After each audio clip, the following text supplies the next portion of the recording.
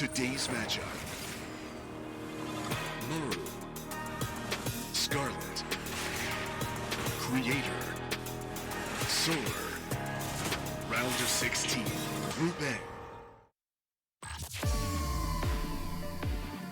Africa TV, Freak Up Studio, live. 2023 GSL Season 3. Welcome back, everybody. We're going to go to the losers match, and it's just so weird to say. We're going to eliminate Maru or Solar first. It's pretty wild that this is the losers match. This is so weird. This should never be the losers match, ever. Yeah. The first day of a GSL, but here we are. This is also Solar's worst nightmare. It's just like, what? Yeah. He like can't sleep at night. He keeps waking up in cold sweats before his GSL groups because he's facing Maru in the losers match, but he wakes up and he's like, oh, it's okay. It's never gonna happen. How many times has now, we've been in this situation where, you know, it's these two facing off. These guys have fought in GSL so many times before. I think that Solar's in great shape. Maru's games are a little bit questionable. I don't know if that was Maru underestimating Scarlett, if that was Maru simply thinking he needs to pocket his more robust and stronger builds for a later part of the tournament. But, you know, with tournament life on the line, now Maru brings out the big guns. This is all about survival and whatever it takes to get to the next step of the tournament. Yeah, and I'm wondering what builds we're going to see from Maru in this best of 3, because the openings that he did against Scarlett seemed relatively shaky. I mean, 2 Barracks Reaper, it's always going to be good. It's always going to be standard, but not the SCV pull. And let's see what he brings to the table. Set number 1 on Site Delta. Solar versus Maru.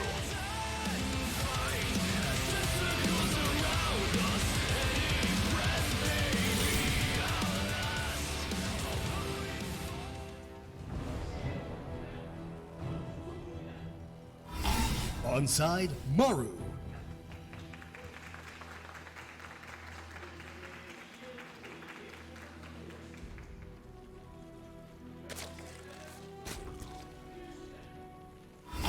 Onside, Solar.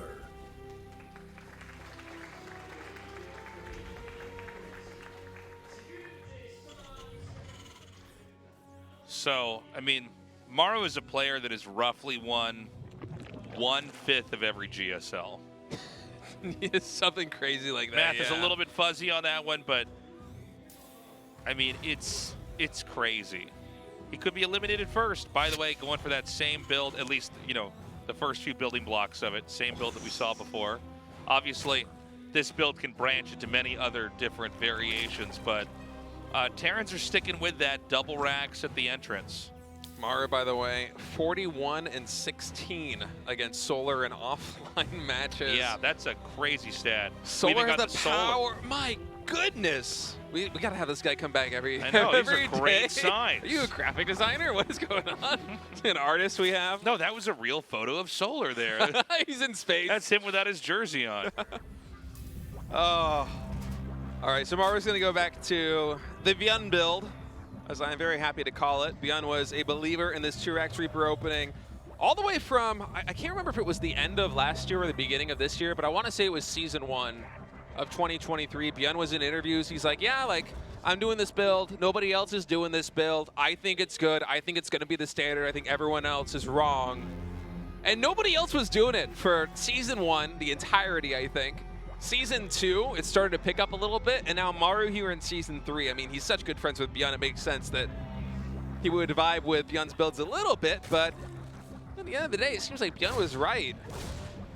This build, rock solid, not as dangerous as you might think, building those barracks on the low ground, as Byun is kind of run a clinic on exactly how to defend against Roach attacks or Ling Baneling attacks very early in the game. It's surprisingly safe, even with the add-ons on the other side. And it gives you a lot of map control like this. I mean, buildings, when they're being constructed as this hatchery is, unless I'm mistaken, they don't have any armor. So the double shots coming in from the Reaper actually really piles up the DPS. We've had a couple games where the Reapers keep being made, and then they use the grenade juggling to actually eventually keep the queen away and kill the hatchery. Doesn't always happen, but it's just something to watch for, because we're starting to have one of those moments here right now, it looks like. fact, I think that the Zerg may... No, he's going to go for it. All right, so let's see if I'm right about this. No link speed, though. About 30 seconds out. So there we go, the Grenade's grenade. coming in. And you could actually just buy so much time. I think this hatchery goes down. Yeah, he's going to have to cancel. I mean, this build is so sick. I love it. It's so good. It's so good. You know, the thing is, even if he doesn't kill that hatchery, it's going to be at like 75% HP in the best case scenario, right? And so you just come in later with a siege tank push. Your Marines, if they have +1 damage, they just poke it, and in 3 seconds it's gone. Just a very solid opening. This is really bad for the Zerg. To Yeah. have to, cancel the hatch and remake it. The entire rhythm of everything that comes from here on out is going to be slightly off. All right, we're getting a taste of the Cyclones, Tasteless. Yeah, this is something we were talking about before the show started. We want to see how this unit is handled, what it can do, what it can't do even. Coming into this. The Lings actually come by the way. And do not intercept those 2 Marines. So yeah, let's get these Cyclones out here. Now again, the 3rd hatchery is probably a pretty desirable target once more. There's no creep there. Drones are just being transferred. Yeah, and I wonder how many Cyclones we're going to see. Usually, from the limited TVZs that I've seen with the Cyclones, just the patch in Korea has only been live for about a week. Oftentimes, you poke with the Cyclones and you try to alternate between constructing Cyclones and constructing Hellions. And it's a very good way of getting early game map control, especially with 5 Reapers like this. I mean, Reapers, Cyclones, and Hellions are some of the fastest units in the game. Yeah. Although Cyclones a little bit slower before they get the speed upgrade in this patch. Still highly mobile with their moving shot. And let's see what Maru can get done. At the very least, he should be quite capable of keeping the creep spread in check. Okay, here we go. Cyclones are out. Queen's running back. I see them immediately locking on to the new targets there, but the leash range on that lock-on... Yeah, it's not as crazy as before. They're much more, fighting units now than they were before. I think the range, if I'm not mistaken, I believe it starts at 6 and it goes up to 9, which is a pretty nice range. You can do some nice control with something like that. You can do a little bit of kiting, as you see Maru doing right now. Actually getting that Overlord with it is fantastic.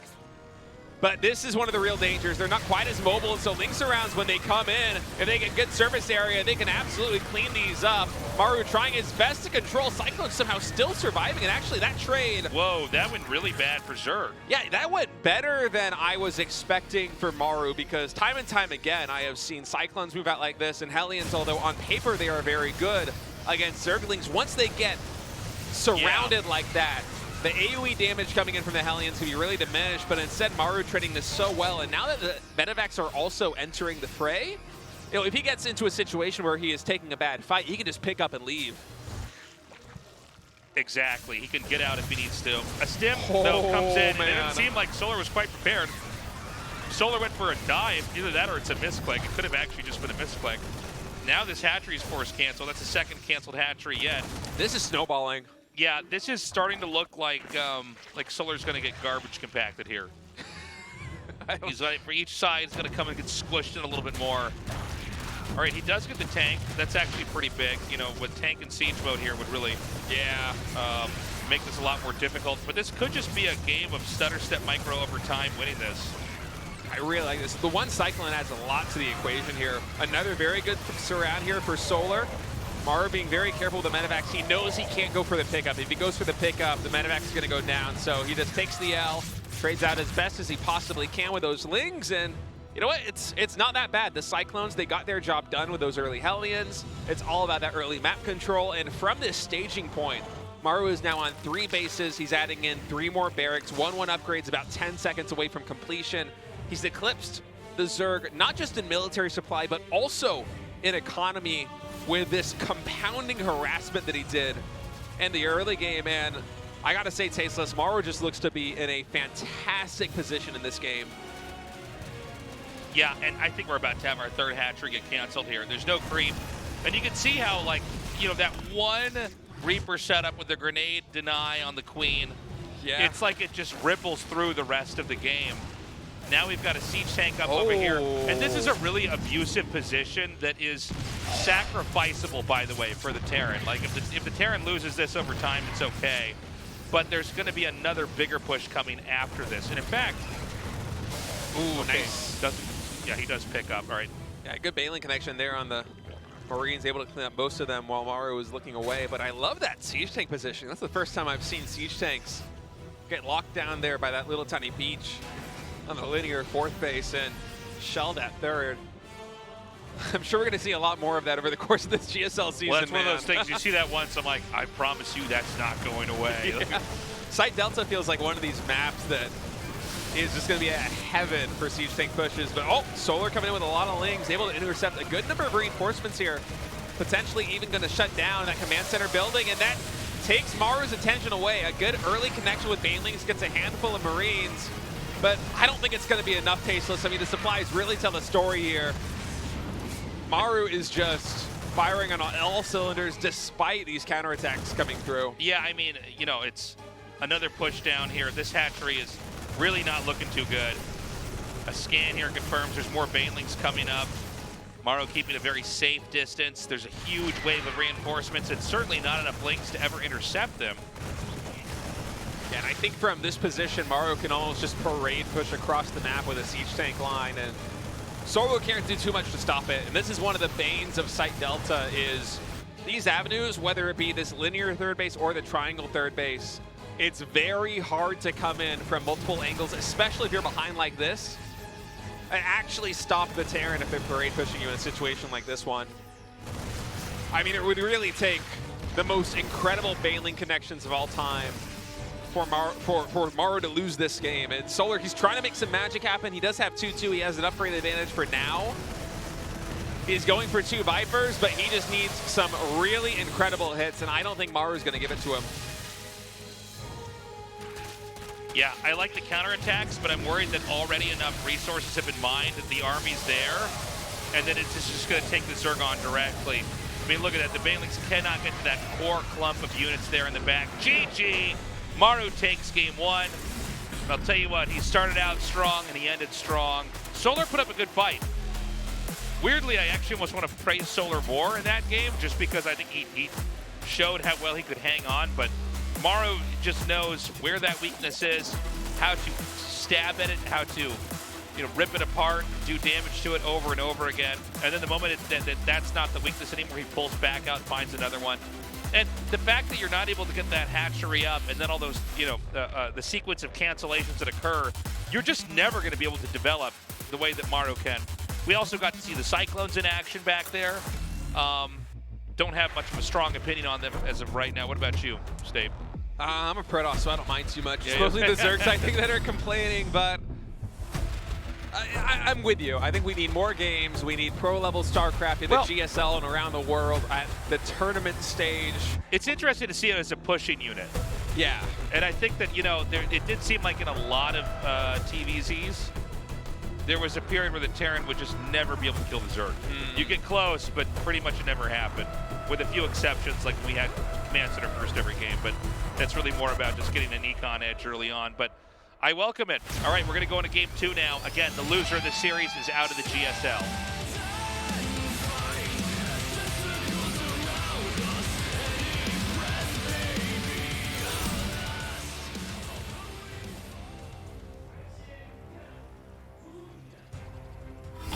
Onside, Maru.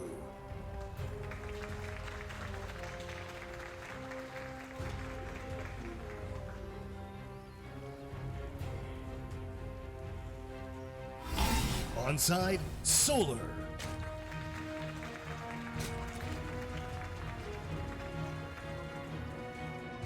At the start of this game, I saw the depot going out really early to the natural, and I got excited because I was like, oh, it's going to be a proxy racks. And then I remembered Maru likes to build the wall on the low ground, and so I felt very stupid. And then I saw the second SCV coming out tasteless. Well, I think he is actually going to proxy racks. Yeah, I'm feeling smart again. Okay, so this is, I think, like kind of a layered best of 3 or best of 5 build order. The way that game 1 worked, he got the third Reaper there, and the damage started to snowball. It's always funny talking about damage snowballing from a Reaper, but it does actually kill the hatchery over time. With the 2 barracks opening like that, it certainly does. But this time, he's going to do the same thing, only the second Reaper is going to get there even quicker. So it's possible that Solar is able to recreate the circumstances in game 1, but even more so to his advantage. Yeah, I'm wondering how much Maru is going to be able to get done with this, considering the damage that he was able to do. Oh, was this 3 racks? Okay, it's a depot. I'm getting a little too excited, man. I just want to see. I want to see Wait, more Reapers. Is he going to build a? Is he going to build a racks on top of that Vespian gas geyser? No, it's a refinery. Hold on. Well, what can I say? I love my cheeses. No, I've done this before too, where I'm like, oh, a 4th rack. Oh no, sorry, he has to make a depot. That's right. So yeah, otherwise you're getting supply block. But the Overlord's going to see this, and it's going to be the wrong information. Solar's saying, oh, he's going to 1 racks. Okay. So he's actually dialing this back, but doing something similar. So of course why is that going there? Oh, he's afraid of the Reaper. Okay. I thought for a second he was like going to mine 1 mineral down there and go back. I'm like, well, that's not it. He takes the gold base or something somehow. All right, well, Reaper's coming in, getting a really good initiation. Actually surprised they couldn't find the angle, but the Lings just running interception. Prevent them from connecting with a 1 HP drone. Now that 3rd hatchery is being morphed over there. 1 drone does fall finally. That early 2nd Reaper already paying dividends. And this hatchery, I feel like, is getting hit potentially even earlier than the hatch did in the last game. So, yeah, it's the same idea. Okay, but hold on. He's actually not making more Reapers. Is he just confident that he can pull this off with 3? I think he's either... Is he one of those, I know this exactly, boys? I don't think so. I think that on Alcyone, because the main base, the natural expansion is closer to the 3rd. Watch me, like, just run a spiel on why he's not going to get the hatchery, and then he gets it. I'm just going to shut up now and watch. 90 HP. That's a lot of damage. He could have gotten it if he went for 5, but I feel like he didn't want to gamble, because in theory it should be an easier hold on Alcyone than all these Reapers. There's no place for them to go. Speed is done too. They're going to get cleaned up. I think going into the main base there was perhaps a mistake for Maru, but I think so. My read from that situation was Maru's like, okay, there's no way I'm probably not going to get the 3rd hatchery again on this map. It's a little bit easier to defend, but what I can do with the 3 Reapers is I can get a lot of damage done on it. Right. And then potentially when a push comes in later, I'll be able to kill it, but oh my goodness, the Link's just coming in. That is not a complete wall. One of the perks of having new maps in the pool. Yeah, welcome to new maps, everybody. I want to take a look at that wall again. I think Maru might have thought it was complete. Now he should be able to SCV drill through to the refinery and be able to clean these up, but 10 SCVs in total going down, and this is a rain on the parade. Okay, yeah, that's absolutely not going to be a wall. I'm surprised that never got finished up. He knew speed was done. I would be shocked, frankly, if Maru thought that was a complete wall, and that's a diagonal between a reactor and a supply depot. Huh. Craziness. We've got, he's going to make another depot over there to actually plug that up. And now finally. There we go. You hear the Korean casters laughing about the same thing. 5, 6 roaches now coming. It seems like what Solar wants to do is really sink his teeth in after that damage was done. These roaches can both fend off the Hellions and perform a counterattack. Oh, that's one way to do it. Roaming double Widow Mine. Yeah, double Widow Mine gets the Overlord there. And one of the problems with going for Hellions like this is if you let Lings get in your base and kill 10 SCVs, you're a little bit vulnerable to timings attacks. As that was a lot of roaches made there by Solar. I'm actually surprised that he didn't commit more. Solar, to me, seems like the kind of player that would just pull the trigger. Okay, never mind. He is pulling the trigger. Did not see those navigating their way across the top left side of the map. But there should be a significant period of weakness here for Maru. Not only losing those SCVs, but also going into Hellions, which do not battle well against roaches. Having this exposed wall with 3 depots at the natural. Yeah, never mind. Okay, that's a little less. Best ending ever. It's a little less. Yeah. A little more anticlimactic than I was expecting, but. Yeah. You guys get home confused? That's the depot. Maru's inside. You kill him. If you kill him, the game ends. It's like you're playing Regicide and like Age of Empires 2 or Age of Empires 4. It's like the king is dead. The king is gone, and now the game is over. Kind of a funky game. I didn't mind it too much for Maru up until the Lings came into the main base. I mean, that's basically checkmate. The Reapers getting cleaned up in the main with that overextension was obviously bad, but you can still play from there. It's going to suck not having them to synergize with the Hellions, but you can still eventually grind out a macro game. But letting a flood of Lings like that into your main base is going to set even the best of the best behind, as we saw just there. And Solar, not one to waste an opportunity, immediately follows up with a Roach timing attack, and that is GG in game number 2. We're all tied up 1-1. Yep, we're going to go to Oceanborn here for the final map. Maru really getting tested here. The most winningest GSL player of all time could be the first to get eliminated. Would be absolutely insane. All right, guys, this is it. We're going in. Maru vs. Solar, the final match for Season 3 starts now.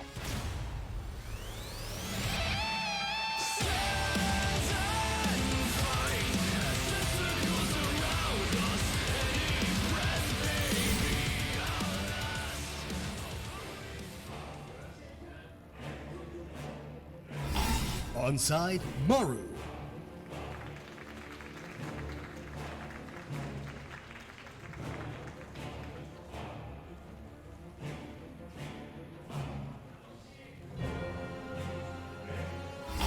Onside, Solar.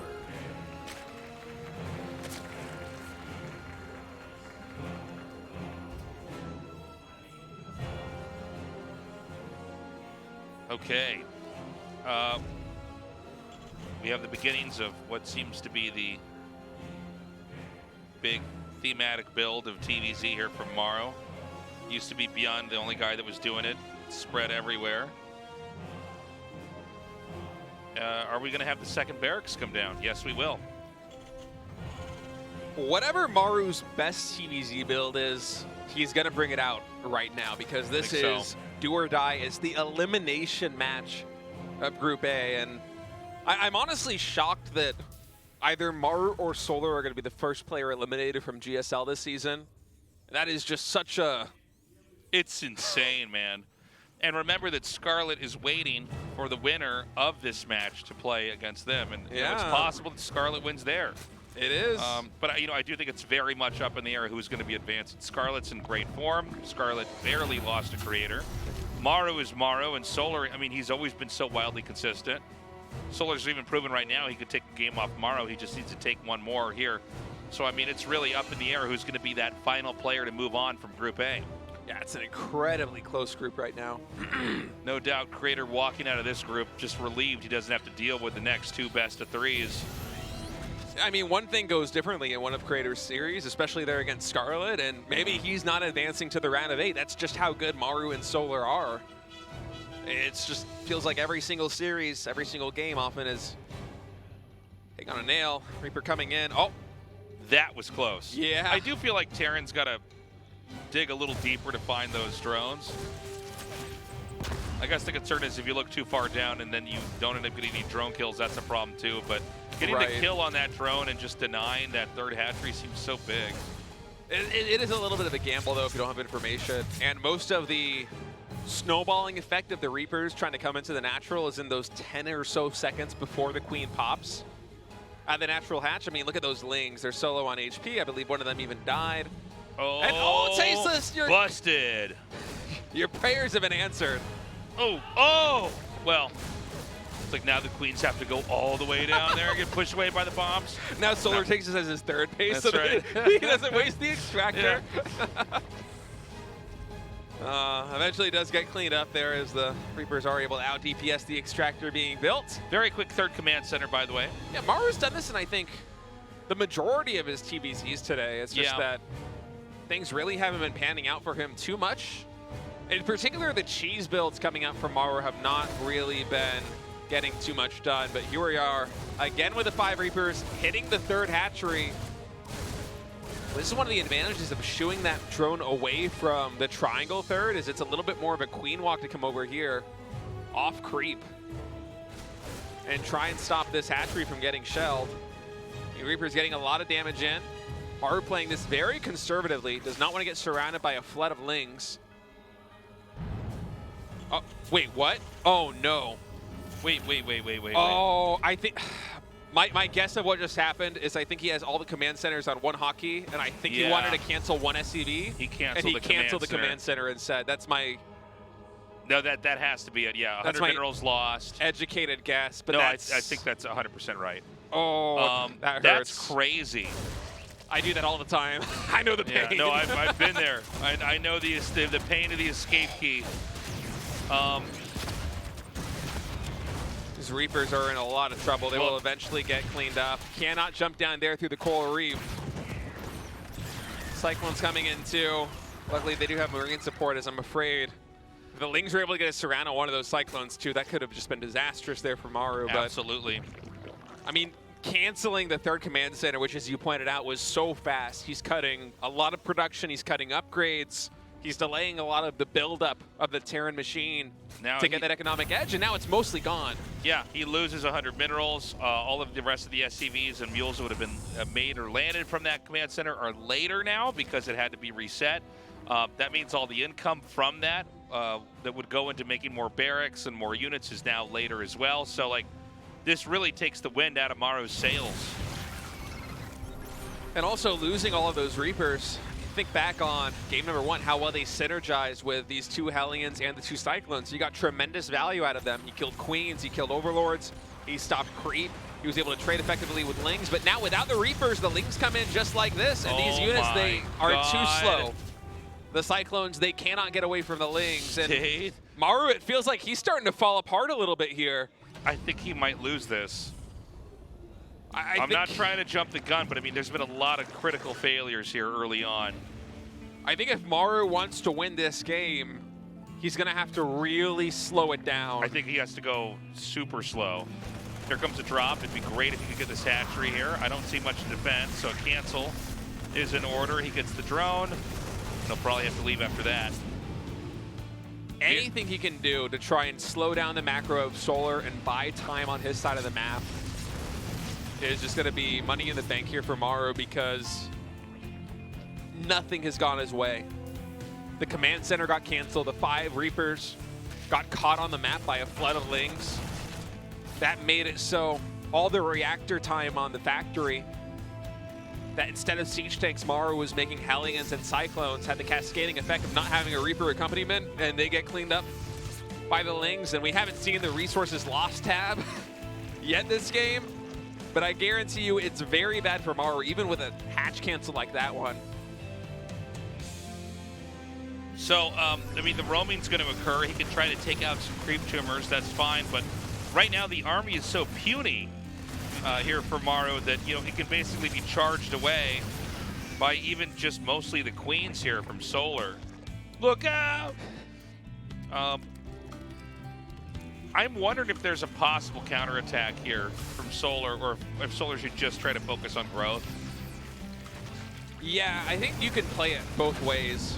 Think so. From Solar, honestly. But looking at the production tab right now with the Hydralisk den underway, centrifugal hooks coming in, more upgrades coming through for Solar, I think he's just going to play it a little bit more slowly, get up to 4, 5 bases, maybe somewhere around 85 drones, possibly even more. We have seen Zergs, when they want to do this high aggression style, get to as high as 90 or 95 drones, because you're just trading away units so quickly. You have the economy to back it up. That seems to be the road that he's taking. And he's just really filling out his tech tree. Now, Bailing speed is done now. They are a little bit more squishy than before. They no longer get that extra 5 HP bonus. Was one of the changes of the most recent balance patch. But still, with the economy that Solar has pumping, I mean, the Bailing count can get so high if he chooses to. It's just really how Solar wants to navigate his army composition. He has a lot of options at this point, and having options like that as Solar is a very comfortable position in a ZVT against Maru. We've got the Liberator coming out here now. There are some Hydras being made. The push is inbound as well. The Liberator's generally just here to kind of cause a distraction, cause units to be pulled. I mean, we're seeing like every Zerg unit that's ever been made in the game, like underneath this Liberator right now. It's kind of hilarious. Meanwhile, this push is coming right up over here, just north of 6 o'clock. Yeah, this is a very important moment right now for Maru. He's hitting this timing with a Hydralisk pop, but I'm quite sure they don't have their upgrades just yet. We're fighting on creep. This upgrade's not quite as critical as they could otherwise be. And Maru needs to get some incredible value out of these units, which he might be able to do. He is working on this 5th hatchery, but Solar is setting up for a very big surround. I mean, Solar is basically setting up to completely surround, like from every angle. Zerg is going to be coming through here. Surprisingly, this angle still doesn't look terrible for Maru, but I think there's so much here for Solar. It just doesn't matter. I'm seeing just infantry. The spreading is not bad, but the numbers just aren't there for Maru. I feel like maybe if those Marines were able to get away, but the fact that there was creep down there extending from what would have been the 5th base gave the Banelings the speed they needed to connect with those Marines, and it really limits the opportunity here for Maru to have a follow-up attack that can do damage. I mean, Solar has really the complete picture. It's not just Ling Bane, it's Ling Bane Hydra, so even these medevacs are at risk. Maru, every time he comes in like that forward and tries to pick up these bio units to pull away, the Hydras are getting damage done on those medevacs, and eventually they're going to run out of steam. Nice transfuses there, keeping 2 of those queens alive. The push continues to advance. You know, there's no tanks here, so the Zerg doesn't really risk that much by going in and out. There's a lot of Banelings finishing. Whenever you see that tank count get flattened, you've got to know that Banelings are that much of a bigger threat this next time around. Yeah, you can no longer just cluster a bunch of siege tanks and try and go for one big shot. Yeah, this is the danger when you rally like this and you have this slow trickle of units. I mean, these Lings are doing so much damage. Dude, I'm starting to think Maru's just in a very difficult, unwinnable position. The attack's coming in. Is he just going to sack the hatchery? I guess if you kill this many SCVs, it's not the end of the world if you lose a base back at home, right? I think Solar right now is so ahead economically that he knows all he has to do is defend this push. If Solar can defend this push, he's going to eliminate Maru from Group A in the round of 16. First player knocked out. And so Solar right now, he has Hive Tech. He's going to try and play this slowly. He has Viper's Adrenal Glands is about to complete. It's 2-2 to 1-1 in upgrades in favor of the Zerg, by the way. Yeah. So 2-2 Lings against 1-1 Marines with There's something Adrenal. going on with his units here. He keeps running them in between this area where they're just getting hit by Marauders. Yeah, it's just kind of an awkward angle. But, oh my, there's so many more units on the north side. I didn't even see those ones on the mini-map. And already the attack's coming in, Tasteless. Here we go. Baneling's going to try to pull through into the middle. The tanks fall, the infantry in the back. They fan out, but the numbers just aren't there for Maru once more, and that is it. Maru's out, and Solar is going up against Scarlett. An unbelievable turn of fate. Perhaps the favorite to win this GSL is eliminated first from Code S in Season 3, as Solar's going to advance on to the final match against Scarlett, and Maru is out of Code S for 2023. I mean, this is insane. This has truly been the total inverse of what I thought we were going to have. I mean, look, I was rooting for Scarlett, but I thought she'd probably get eliminated first, just, you know, based off who's in the group. I thought maybe we'd have Creator in the losers match and Solar in the winners match, or the final match, I meant to say. I don't know. I mean, this is such a wild set of events, guys. Up next, the final best of 3 of the night, the CVZ Scarlett versus Solar. We'll be right back.